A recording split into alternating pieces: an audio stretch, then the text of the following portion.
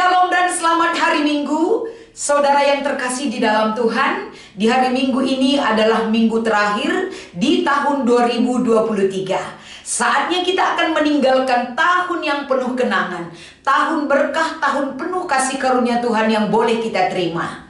Dan sebelum kita meninggalkan tahun 2023 ini, saudaraku, Tuhan mengizinkan kita untuk dapat merenungkan betapa besar kasih Allah kepada kita, sehingga di hari Minggu ini, di ibadah KKR GBKP tahun 2023, kita akan kembali menghidupkan suasana kasih Allah yang akan kita terima sebagai kekuatan jiwa dan raga kita untuk dapat melakukan segala aktivitas dan kehidupan yang berkenan di mata Tuhan. Sebelumnya, saudaraku, mari kita meminta kekuatan kepada Tuhan dalam doa dan pengharapan kita, kiranya pertolongan Tuhan nyata memberikan kekuatan bagi jiwa kita. Kita bersatu di dalam doa. Terima kasih buat segala anugerah-Mu Tuhan. Pimpin kami dengan kuasa dan kebenaran yang Kau berikan bagi hidup kami. Layakkan mulut kami, hati kami, dan kehidupan kami di setiap langkah kaki kami menyatakan satu kebesaran yang berasal dari Tuhan. Kiranya Engkau mengajar kami Bapa, agar firman ini menjadi kekuatan penyemangat bagi kami dalam menjalani kehidupan kami. Di dalam nama Yesus kami mengucap syukur dan berdoa. Haleluya, amin. Saudara yang terkasih, kita akan membaca firman Tuhan yang menjadi renungan di hari Minggu ini dari kitab 2 Raja-Raja pasal 5 ayat 3 sampai dengan ayat 5. Kami akan membacakan firman ini kepada kita sekalian. Berkatalah gadis itu kepada nyonyanya, "Sekiranya tuanku menghadap nabi yang di Samaria itu, maka tentulah nabi itu akan menyembuhkan dia dari penyakitnya." Lalu pergilah Naaman memberitahukan kepada tuannya, katanya, "Begini-beginilah dikatakan oleh gadis yang dari negeri Israel itu." Maka jawab Raja Aram, "Baik, pergilah dan aku akan mengirim surat kepada Raja Israel." Lalu pergilah Naaman dan membawa sebagai persembahan 10 talenta perak dan 6.000 shikal emas dan 10 potong pakaian. Demikian pembacaan firman ini. Dan yang menjadi tema kita di hari Minggu ini adalah Aku Peduli. Shalom dan selamat hari Minggu, saudaraku yang terkasih. Satu hal yang mengingatkan kita sebagai pelayan Tuhan ataupun untuk menyampaikan kebenaran firman ini adalah kita sendiri secara pribadi bisa mengungkapkan di dalam diri kita bagaimana kasih Allah itu telah berkuasa bagi kita. Pengalaman kita sebagai anak-anak Tuhan sampai detik ini banyak sekali yang boleh kita goreskan dalam hati kita dan perbuatan kita. Bahkan kata-kata kita tentang bagaimana anugerah yang besar itu kita boleh terima di dalam hidup kita. Tentu kita boleh juga mengajak adik-adik bagaimana mereka bisa mengungkapkan dengan kata-kata mereka bahwa mereka juga diberikan kuasa dan anugerah Tuhan untuk menyatakan kasih dan perbuatan Tuhan itu di dalam hidup mereka. Kita boleh tanya adik-adik kita, apa bukti kasih Tuhan bagi kehidupan kita? Bagaimana contoh daripada kasih Tuhan itu yang boleh kita rasakan dan nikmati di dalam hidup kita?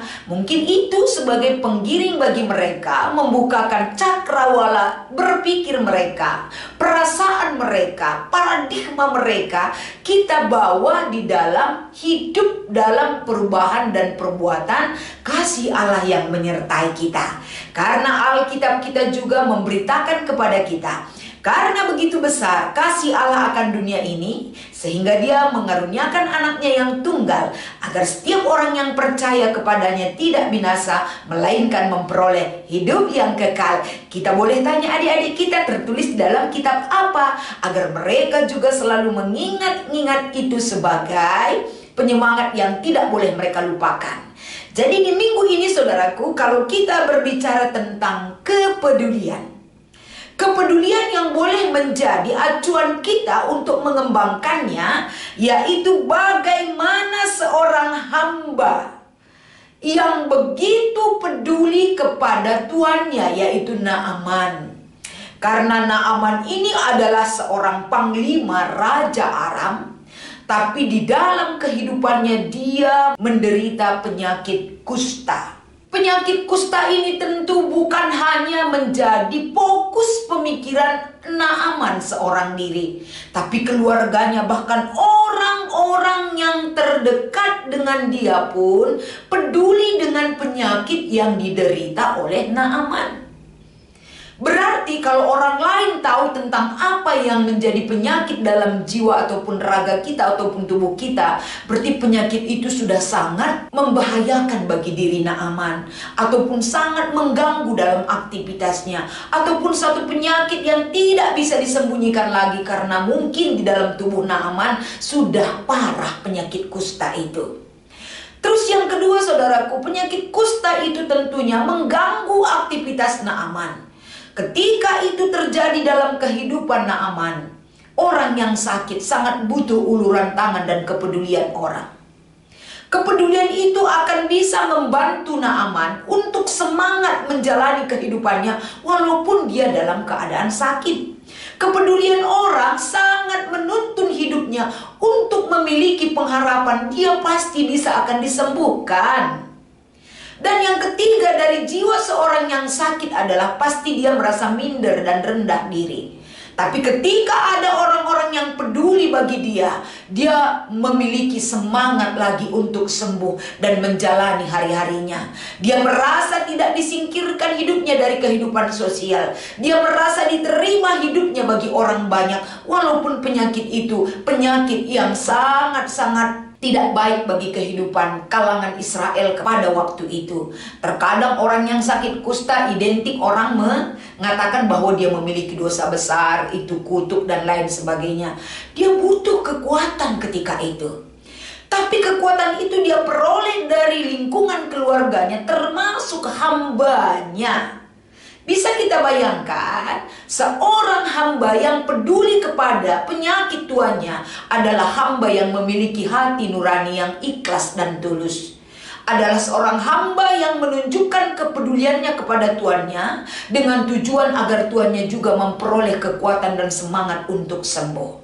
Kepedulian dari seorang hamba yang menjadi titik fokus pemberitaan firman ini adalah dia peduli bukan hanya asal peduli bagaimana kedudukan seorang hamba dan tuannya, tapi kepeduliannya itu berasal dari hati nurani yang paling dalam, dan kepedulian itu dibarengi dengan kasih yang dia miliki. Ini boleh kita bandingkan dengan kitab Kolose pasal 3 ayat 14 sampai dengan ayat 15 yang menjadi bahan di kebaktian remaja kita.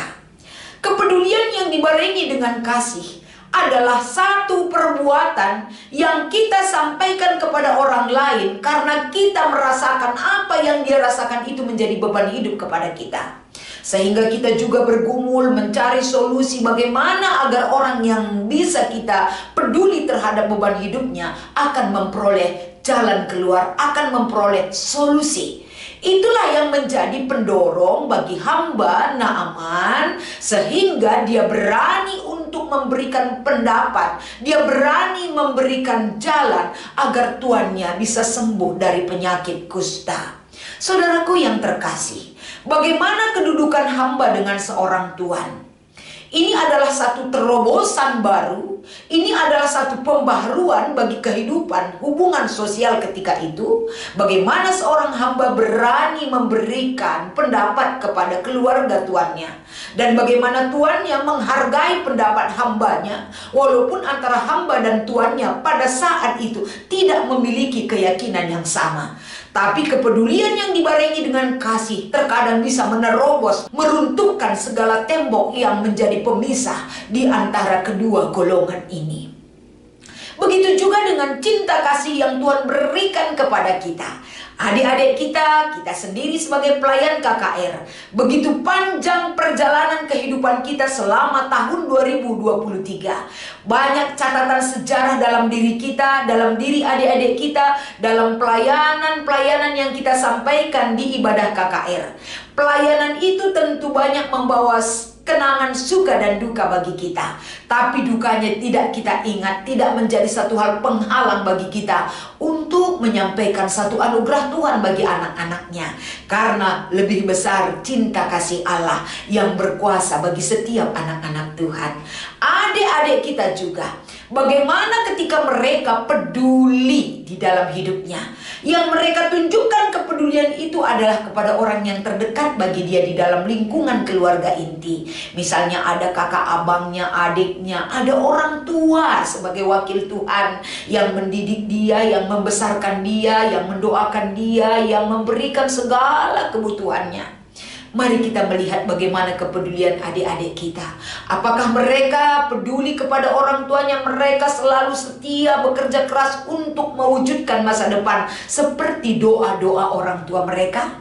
Mereka tidak melawan, mereka rajin ke gereja membaca firman, menjadi anak yang baik, tidak ikut terjerumus dalam hal-hal yang negatif sesuai dengan apa yang ada di zaman ini. Semua itu mereka jaga karena mereka sangat menghargai dan peduli terhadap jerih lelah orang tuanya. Kita boleh menanyakan kepada adik-adik kita, apa bukti kepedulian mereka kepada orang tuanya? Apa kepedulian mereka terhadap adik-adik dan abang kakaknya? Apa kepedulian mereka terhadap pelayan-pelayan KKR? Dan bagaimana mereka peduli tentang kasih dan perbuatan Allah bagi kehidupan mereka? Ketika ini kita evaluasi di dalam kehidupan adik-adik kita, bagaimana kita selalu mengingatkan adik-adik kita agar mereka memiliki karakter yang baik, sama seperti seorang hamba yang memberikan perhatian kepada Naaman. Walaupun dia hanya seorang hamba, mungkin hanya sebagai orang bawahan yang tidak pernah diperhitungkan hidupnya, tapi dia membuat nilai dirinya berharga karena kepedulian dengan kasih yang dia miliki. Dia bisa memberikan solusi dan menguatkan, mengarahkan tuannya Naaman untuk memperoleh kesembuhan. Jadi inilah yang menjadi dasar bagi kehidupan kita, agar adik-adik jangan pernah menganggap dirinya tidak berharga di mata Tuhan. Sekecil apapun kepedulian kita kepada orang lain yang dibarengi dengan niat baik, tulus dan ikhlas, dan perbuatan kasih yang kita miliki, semua itu sangat berharga di mata Tuhan. Tetap pupuk kepedulian kita terhadap sesama. Tetap kita menjadikan satu hal yang kecil menjadi besar di dalam kepedulian kita terhadap keberadaan orang-orang tua kita, keluarga kita, saudara dan saudari kita, agar dalam kepedulian kita itu kita bisa menumbuhkan perbuatan kasih, terlebih-lebih di tengah-tengah keluarga kita, di tengah-tengah persekutuan anak KKR kita di GBKP ini dan lain sebagainya. Karena perbuatan kasih bisa mengalahkan segala-galanya. Karena jiwa-jiwa kepedulian kita miliki, kita boleh mengaplikasikan dalam hidup kita kepedulian Allah kepada hidup kita, dan kita peduli kepada orang lain sebagai wadah dan sarana mewujudkan, menumbuhkan kepedulian Allah yang selalu hadir bagi kehidupan kita. Demikianlah firman Tuhan yang menjadi renungan kita di akhir tahun ini. Kiranya kita tutup lembaran tahun ini untuk bersiap membuka lembaran baru di tahun yang akan datang, tahun 2024. Tetap semangat, selamat beraktivitas dalam kasih dan karunia Tuhan, dan selamat melayani buat semua pelayan KKR di GBKP dimanapun berada. Tuhan Yesus memberkati. Kita berdoa. Kami bersyukur Tuhan, segala kebaikan pertolongan yang Tuhan berikan bagi kami, mengizinkan kami, membukakan hati pikiran kami untuk melakukan satu hal yang baik, menyatakan perbuatan kemuliaan-Mu, kepedulian-Mu bagi kami. Seluruh pelayan KKR Engkau berkati Bapa, agar mereka memiliki kesehatan, hikmat sorgawi menjadi dasar bagi mereka untuk melayani Tuhan lebih baik lagi. Di dalam nama Yesus kami ucap syukur dan berdoa selalu bagi-Mu. Haleluya, amin.